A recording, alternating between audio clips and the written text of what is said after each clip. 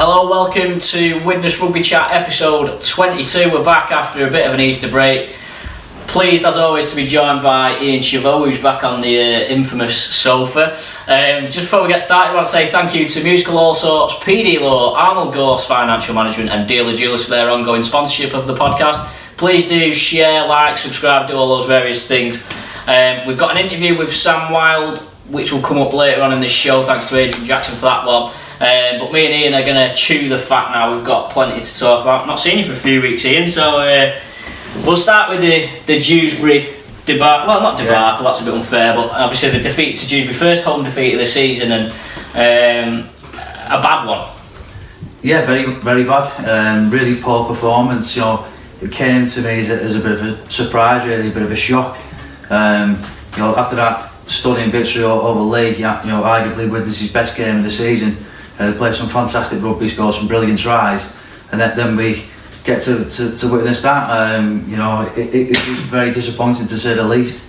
You know, I spoke to Kieran, you know, both on and off the record, and you know, he's got some high standards there, and he's openly admitted that the players didn't live up to, and they've got to have a good word with themselves certainly this week.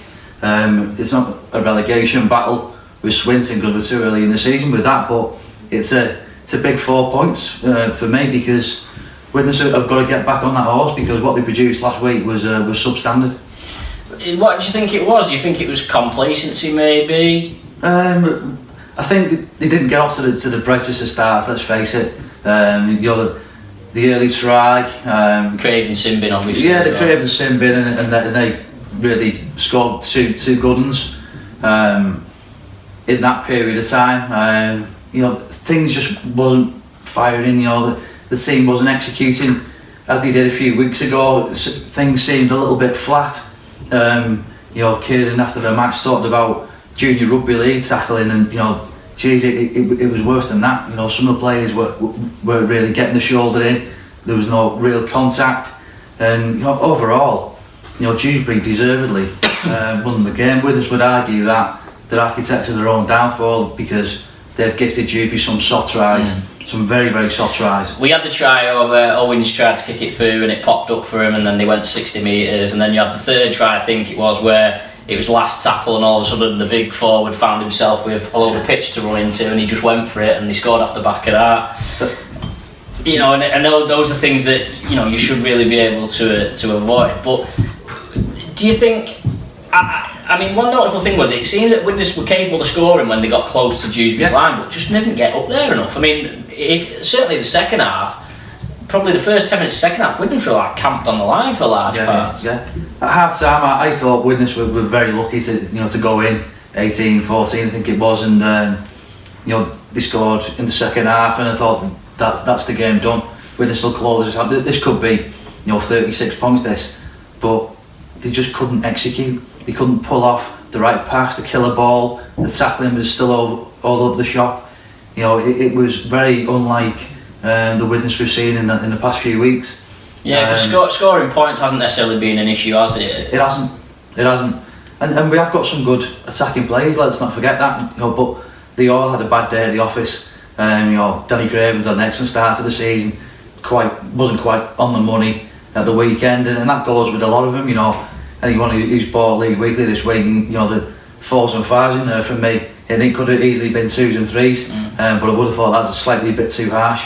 But that's the way I was thinking, and I've not thought like that since the Franny Cummins era at Widnes. Yeah, I mean, certainly, I think I said it. I mean, if Widnes had won, I think without doubt it'd have been the worst performance I'd seen from a Widnes team that won.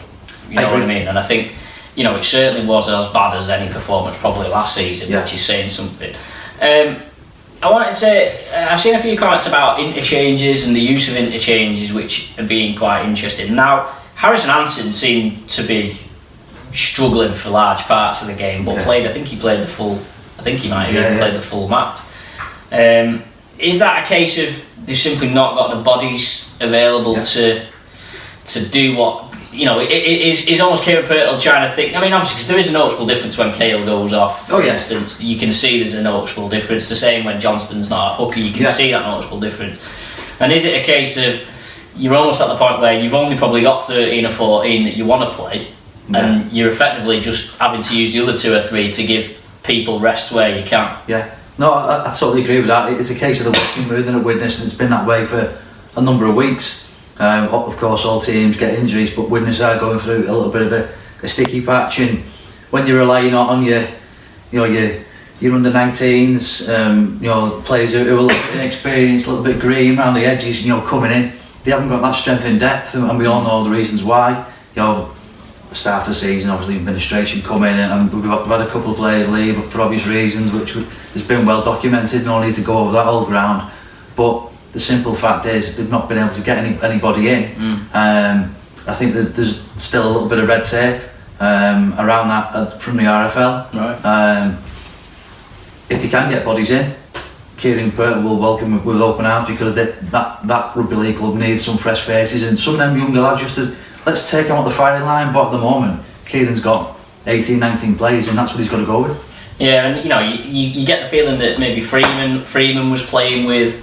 He got a bit of a knock in against York. You felt like he maybe still had a few remnants of that knock. Craven looks like he's probably still got remnants of a knock. Like I say, Harrison Hansen for me looked battered, and he didn't look any better than he was at the end of Batley when that game finished. And that is a worry.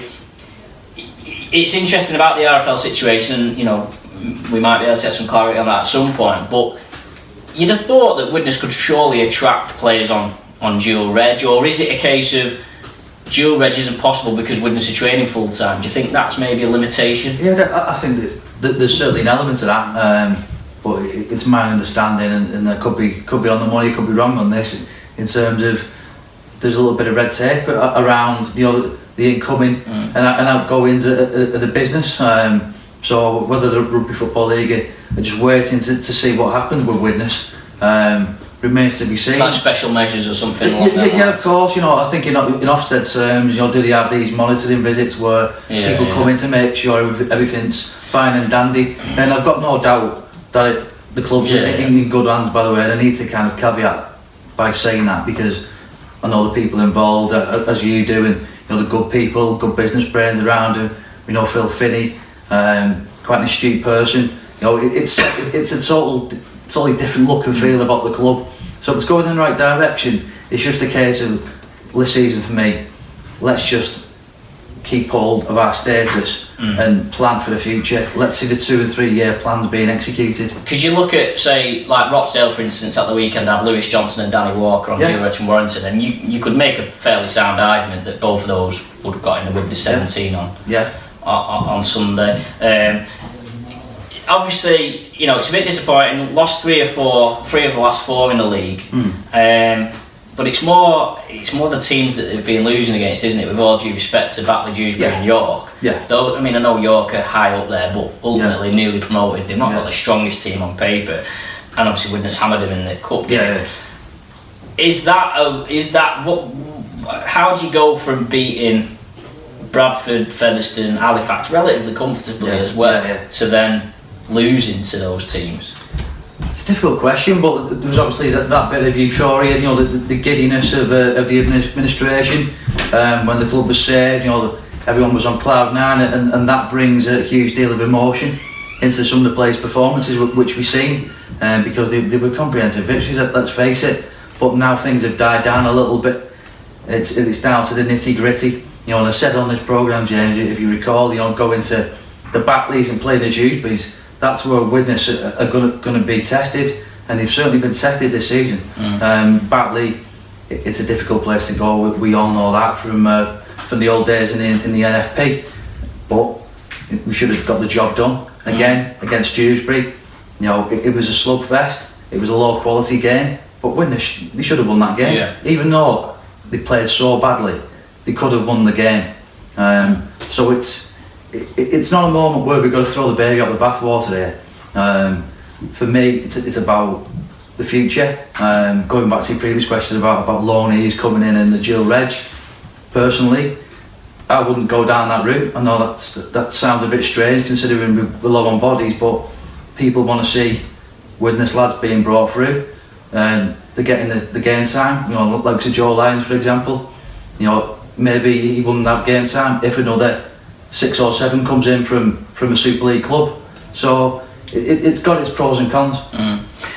And I suppose if you were looking at it positive, I mean, you lost to Dewsbury by 1 point, lost to Batley by 2. Yeah. York was 7 in the end, wasn't it? So it's not as if, you know, they're only very narrow defeats, I suppose. So you can take some consolation from that in many ways. But it's a shame, I guess, because top 5 is now extremely unlikely, whereas you sort of felt that if they'd have won them 3 games, you'd have been thinking, actually, we've got a shot at doing this. And I've seen some comparisons to Bradford a couple of years ago, because Bradford did the same, didn't they? When they got relegated from Super League, they started at -12, they got up to 0 pretty quick, and then just completely bombed, plateaued, and ended up getting relegated. I've seen a few people say about relegation. I don't think relegation's a possibility at all, but is there a chance? You know, is it a genuine worry, or? I don't think so. I believe there's enough quality in that young and inexperienced squad, and that sounds a little bit negative, but there is a lot of quality in there, and we've already seen some good performances against, you know, your Featherstones in your Lees, and that can happen again. You know, once they can recharge the batteries, I expect Widnes to get back on it. I really do. And the other thing is it's worth noting the players that are missing as well. You're missing some big lads. Obviously Gellin's a key player, Christine obviously brings a lot of experience, you know, Ashall, but even Tom Gilmore, to be fair, would probably have a little bit more about him and a bit more nous about him than maybe some of the other players around. So I suppose another element is can you get those players back on the pit field? You know, it's interesting because Gellin, the 3 games Gellin's missed, the 3 games Widnes have lost in the recent period. But if you look at, you know, Gellin's performances, you know, for me, you know, did people expect, you know, Anthony to be, you know, a blockbusting centre scoring 3-4 tries a week? You know, I certainly didn't. You know, I've been slightly underwhelmed about his performances, I must say, and that might be a little bit controversial, but you know, he's a quality international player, and we've not seen enough of that quality, in my opinion. I think he obviously carries an aura about him, and obviously attracts players, much like Gareth Hock did when we said Gareth Hock, and I think you can sort of see that he's a good person to have around definitely. I think it was the Barrow game that I first noticed is that it's almost like he's trying too hard in the games that he's playing. You know, he's trying to get an amazing offload out. Then, you know, he just needs to get tackled, get up, play the ball, and get on with it. And it's like, obviously that, and I think defence is he's not the greatest defender, but I think he'd probably admit that anyway. And as much as we all love having Gellin around, and he's great for the club and whatnot, you know, and I feel bad for asking this question, but is there an argument to say that Widnes need to try and move him on? It's a very tricky question actually to answer, but I would say they should do. Just purely from a financial point of view. Okay, look at it from a financial perspective. Widnes aren't going to go to Super League this year, probably not going to go to Super League next year. Is a player of Anthony Gellin's quality, and we all know about that. He's been great for Wigan over the years, and of course New Zealand, there was flickers of brilliance in his performances in New Zealand. However, is he going to stick around with a championship club for 2 years, perhaps 3 years? I don't think so, and I wouldn't blame the lad for going elsewhere. He's a Super League player in a championship squad, and it's a lower end championship squad at the moment for reasons which we've discussed previously. I mean, obviously, this figure's bandied about his salary. We believe it's 6 figures, so let's just say it's around 100,000. And it's like, all of a sudden, at the moment, you know, we don't know what's going to happen next year, but at the moment, because he's on contract, you're thinking, well, it's going to cost.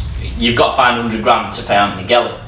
That's before anybody else. You've considered anyone else, and you know, I wouldn't want Anthony Gellin to leave Widnes in an ideal scenario. But if that's the sort of, you know, and obviously if we were pushing for top 5, you'd certainly make the argument to keep him. But now it's going to be a case of, okay, can we survive relegation? Which, you know, we both think that'd be fairly comfortable. But it's like, Gellin isn't going to be the difference between staying up and not staying up, is he? So it's like, you know, if there are, and there might not be anyone interested, there might be anyone who wants to take it, but let's just say hypothetically, is it a bit similar to the David Peachey situation? So obviously in 2006, Peachey stayed with Widnes after relegation.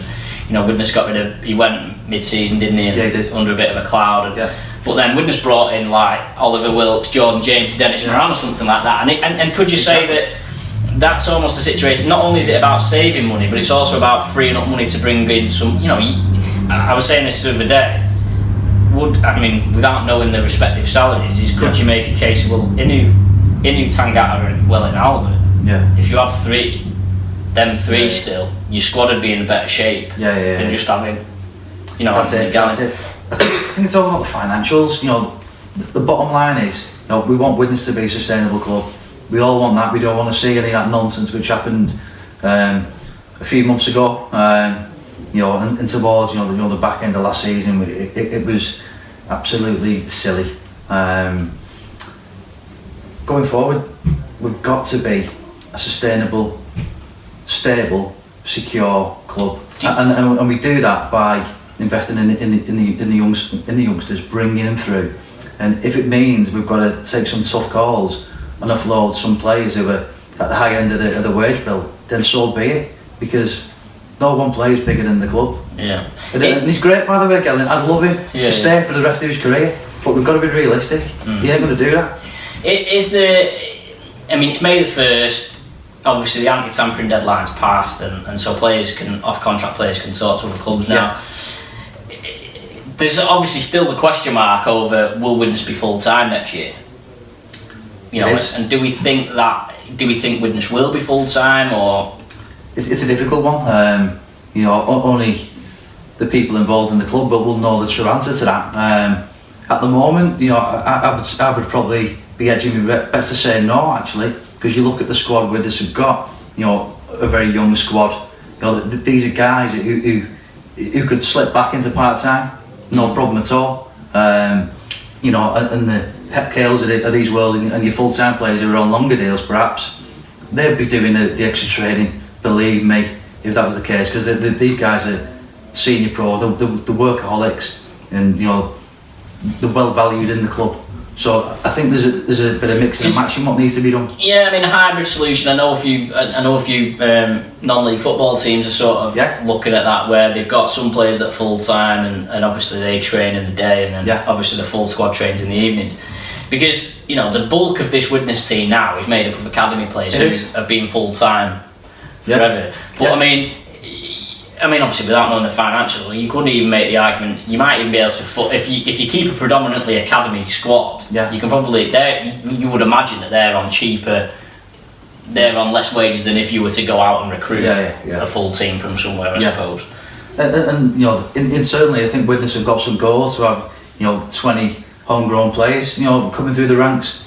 So they've got to look at that, but it's all about realistic planning. And I'd like to think that there is a plan. In fact, I know there is a plan. Once things settle down with the club, with the RFL situation, I expect them to start delivering to it. I suppose it's a difficult one as well, because you've got to get to the end of this season, haven't you? And then at the end of this season, you can start getting season ticket money in, sponsorship money in, and all of a sudden things are a lot different. Whereas at the moment, it's still all very hypothetical, isn't it? I mean, if you sell 2,000 season tickets, then you'd like to think that you're probably raising 200 grand at least, from that on average. But it's like if you only sell 1,500, and do you know what I mean? You've still got that sort of balance, haven't you, of getting to that point? And of course, we need more people through the doors. It's been great so far. The reaction from the town, and there is a buzz of vibrancy about Widnes. There's a feel-good factor about the club which wasn't there 2 years ago, wasn't there last year. But now things are looking up, but we need that support from the schools, from local businesses to continue, because it's not going to stop. The guys who have put the money in, and full credit to them. These guys aren't hugely wealthy Richard Branson type guys who are going to plunge millions into Widnes. They've come in and they've done a brilliant job so far, but we need to support the town behind them. were you a bit disappointed at the crowd against Dewsbury? Because obviously it was 5,800 I think against Leigh. Now I know Leigh probably bought 1,000 of that. Yeah. But obviously Sunday it dropped to 3,800 I think it was. So even if you say Leigh had took 1,000, you've still lost 1,000. Yeah. And I know it was Good Friday, and I know weather was nice, and all those, and I know I'm as much of an advocate as this is anyone else that attendances, there's so many variables, it's difficult to compare them like for like. But was it a little bit, bear in mind that Widnes had won every home game? Yeah. Is it the board must have been a bit disappointed to get to the ground on Sunday and see, well, that's it, we've won every home game and we've still lost. Yeah, I know what you're saying. It's a difficult one to gauge, because you're not just competing now with football. You're competing with those do safari park, dancing clubs, you name it, other minority sports, if I can put it that way, with respect. It's a different playing field now. But Widnes, like any other club, have got to do the basics right in terms of the marketing of the games. Getting out there, doing as much as they possibly can within that community and further afield. Your Runcorns, your Hales, your Chesters, even your North Wales. We've got to look at that, because the people who are coming at the moment, it's clearly not enough if we want to be a force. And obviously there's got to be a little bit of, not concern, but you almost can't get the begging ball out again, because all the people that are already going have already sunk in as much money as they can this season, and it's like there's got to be a little bit, but you don't want to get to a point where the crowds are dropping even more, because if 1,000 people come every week, that's actually quite a significant addition to the budget. That's it, and you can build that into the planning. But just go back to what I just said.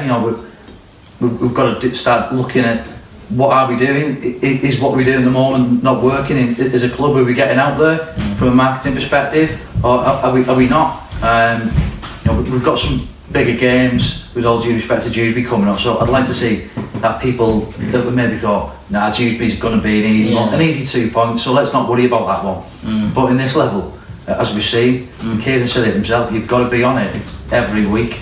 Yeah, I mean, like I say, it'd be interesting to see what buzz he's created when Toronto come, for instance. Obviously having never played, obviously played them away but not played them at home. Obviously it'll be on TV and stuff, so it'll be interesting to see what sort of buzz that creates.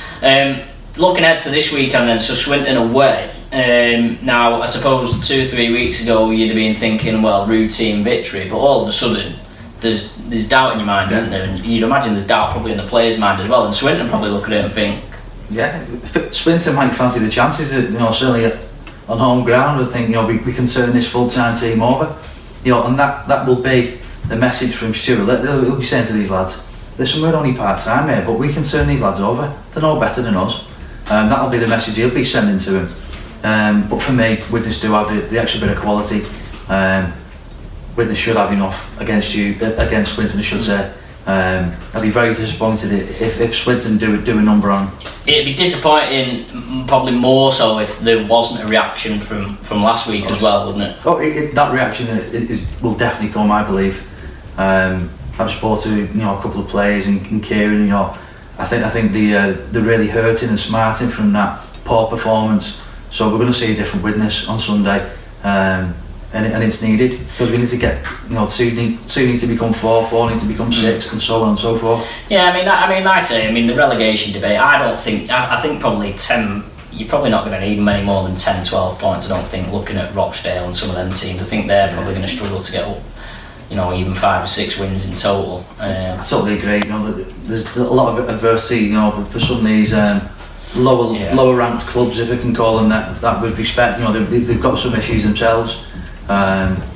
So Widnes just needs to keep turning up and putting in 100% performance, and there won't be any problems at all. And another interesting one potentially, if Harry Smith plays for Swinton this week. Obviously he's played for him a couple of times on dual reg from Wigan. Yeah, good quality player. We all know Harry, talented lad. Started in the schoolboys and did a fantastic job against the Aussies. There's a bit of history there obviously with Widnes. But if he plays for Swinton, I'd certainly be keeping my eye on him if I was Widnes, because he's a talented player. Yeah, and funny you say that, because there's another Widnes half-back whose futures seems to be a little bit uncertain at the moment. It's Chris Atkin, Hull KR, for whatever reason, after he played well from last season, and obviously they brought Drinkwater in, and obviously they're signing Rob Louis now for next season. There's talk that Atkin's going to be available again. Is he probably out of Widnes' reach?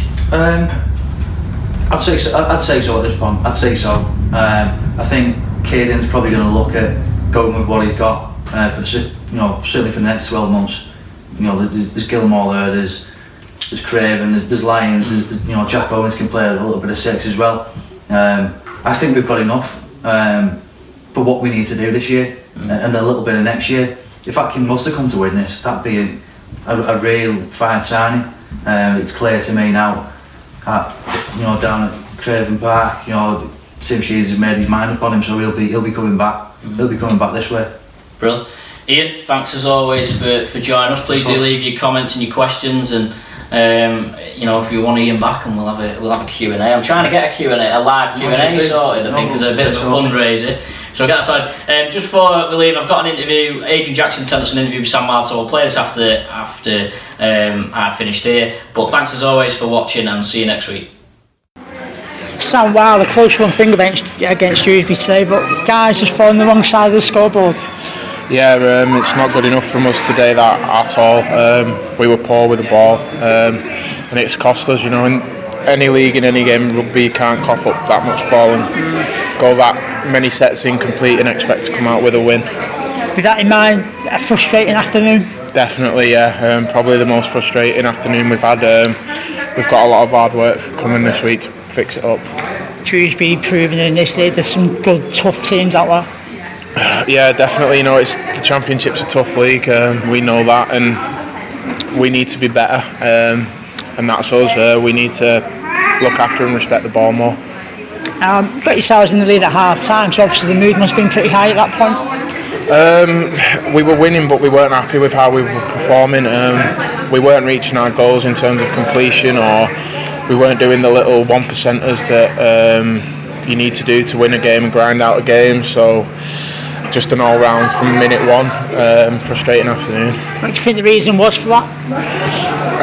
Like I say, just not completing with the ball, trying to force stuff too much. We need to build into the game. We need to earn the right before we can start playing, and that's what we need to go away and work on. So now got to go away and dust yourself down, get ready for the game against Swinton. Yeah, big week for us this week, massive week for to back up that, and we need to put things right, definitely. Yeah. It was a good Easter, wasn't it? We started off with Ridley, but fell away against York, so this one really just compounded it, really. Yeah, definitely. We started outstanding against Lee, probably one of our better performances of the year, but since then, you're only as good as your last game, and for us, the last two haven't been good enough, so we need to put that right this week. Headlines, good luck next week. Thank you. Cheers, Sam. Cheers.